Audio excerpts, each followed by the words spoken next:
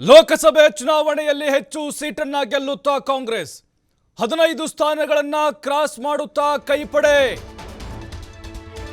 ನೋಡಿ, ಲೋಕಸಭಾ ಚುನಾವಣೆಯಲ್ಲಿ ಈ ಬಾರಿ ಹೆಚ್ಚು ಸೀಟನ್ನ ಗೆಲ್ಲುತ್ತಾ ಕಾಂಗ್ರೆಸ್ 15 ಸ್ಥಾನಗಳನ್ನ ಗೆದ್ಬಿಡುತ್ತಂದ್ರೆ ಅಲ್ಲಿವರೆಗೂ ಹೋಗುತ್ತಾ, ರೀಚ್ ಆಗುತ್ತಾ. ಮೊದಲ ಹಂತದಲ್ಲಿ 7 ರಿಂದ 8 ಕ್ಷೇತ್ರ ಗೆಲ್ತೀವಿ ಅಂತ ಹೇಳ್ತಿದ್ದಾರೆ ಕೈ ನಾಯಕರು. ಎರಡನೇ ಹಂತದ 14ರಲ್ಲಿ 8 ಕ್ಷೇತ್ರವನ್ನ ಗೆಲ್ತೀವಿ ಅನ್ನುವಂತ ವಿಶ್ವಾಸದಲ್ಲಿದ್ದಾರೆ.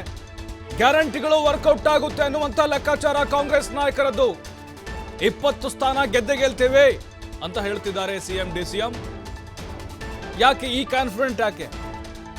ಹಲವು ಸರ್ವೆಗಳು ಹೇಳಿದ್ದಾವೆ ಕಾಂಗ್ರೆಸ್ 6 ರಿಂದ 8 ಬರ್ಬೋದು ಅಂತ. ಬಟ್ ಆ ಸರ್ವೇದ ಮೇಲೆ ಯಾವುದು ನಂಬಿಕೆ ಇಲ್ಲ ನಮಗೆ. ನಮ್ಮ ಸರ್ವೆ ಇದೆ, ನಮ್ದೇ ಗ್ಯಾರಂಟಿ ಸರ್ವೆ ಇದೆ, ನಾವು 15 ಕ್ರಾಸ್ ಮಾಡ್ತೀವಿ ಅಂತ.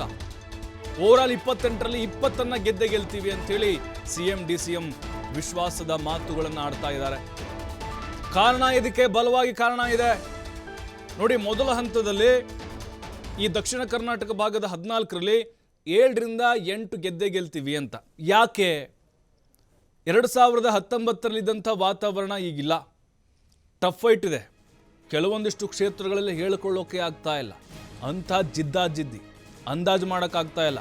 ಉದಾಹರಣೆ ತಗೊಳ್ಳಿ, ಕೋಲಾರ ಇದೆ, ಚಿಕ್ಕಬಳ್ಳಾಪುರ ಇದೆ, ಬೆಂಗಳೂರು ದಕ್ಷಿಣ ಇದೆ, ತುಮಕೂರಲ್ಲಿ ಒಳ್ಳೆ ಫೈಟ್ ಇದೆ,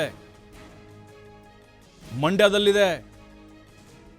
ಬಹುತೇಕವಾಗಿ ಎಲ್ಲ ಕಡೆ ಈ ಬಾರಿ ಅಭ್ಯರ್ಥಿಗಳು ಮತ್ತು ಫೈಟ್ ಮತ್ತು ಸರ್ಕಾರದ ಗ್ಯಾರಂಟಿಗಳು ನೋಡಿ. ಮಹಿಳೆಯರು ಸಾಕಷ್ಟು ಸರ್ವೆಗಳಾಗಿದ್ದಾವೆ. ಅಂದರೆ ಮಹಿಳೆಯರನ್ನ ಮಾತನಾಡಿಸುವಂಥ ಸಂದರ್ಭದಲ್ಲಿ ಸಿದ್ದರಾಮಯ್ಯ ಅವರ ಸರ್ಕಾರಕ್ಕೆ ಬಹು ಪರಾಕ್ ಹಾಕಿದ್ದಾರೆ. ಹಾಗಾಗಿ ಇದೆಲ್ಲವೂ ಕೂಡ ನಮ್ಮ ಕೈ ಹಿಡುತ್ತೆ ಅನ್ನುವಂಥ ಲೆಕ್ಕಾಚಾರ ಅವ್ರದ್ದು. ಇನ್ನು ಇಲ್ಲಿ ಉತ್ತರ ಕರ್ನಾಟಕದಲ್ಲಿ ಬರೋಣ ನಾವು, ಅಲ್ಲಿ ಕೂಡ ಅಷ್ಟೇ ನಾವು 10 ಗೆಲ್ತೀವಿ ಅಥವಾ 8 ಗೆಲ್ತೀವಿ ಅನ್ನುವಂಥ ವಿಶ್ವಾಸದಲ್ಲಿ ಕಾಂಗ್ರೆಸ್ ನಾಯಕರಿದ್ದಾರೆ. ಯಾಕಂತ ಹೇಳಿದ್ರೆ ಗ್ಯಾರಂಟಿಗಳು ಜನರಿಗೆ ತಲುಪಿದ್ದಾವೆ, ಗ್ಯಾರಂಟಿಗಳನ್ನು ಜನರಿಗೆ ನಾವು ತಲುಪಿಸಿದ್ದೇವೆ. ಹಾಗಾಗಿ ಈ ಬಾರಿ ಹೆಚ್ಚಿನ ಸೀಟನ್ನು ಗೆಲ್ತೀವಿ ಅನ್ನುವಂಥ ಆತ್ಮವಿಶ್ವಾಸದಲ್ಲಿ ಕಾಂಗ್ರೆಸ್ ನಾಯಕರಿದ್ದಾರೆ.